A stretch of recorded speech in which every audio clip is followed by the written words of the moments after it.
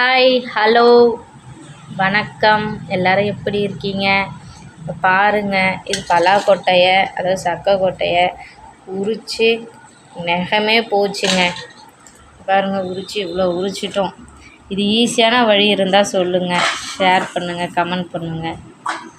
பார்த்தீங்களா, எப்படியோ உரித்து எடுத்தாச்சு.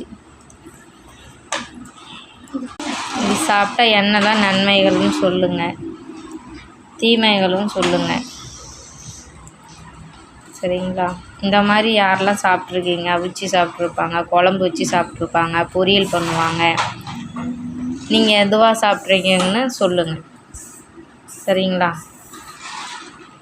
பலாக்கொட்டை நல்லாயிருக்கும், மாவாட்டம் இருக்கும். உரிக்கிறதுக்குள்ளே போதும் போதுன்னு ஆயிட்டு பாருங்கள். நானே தான் உரித்தேன். பாய்.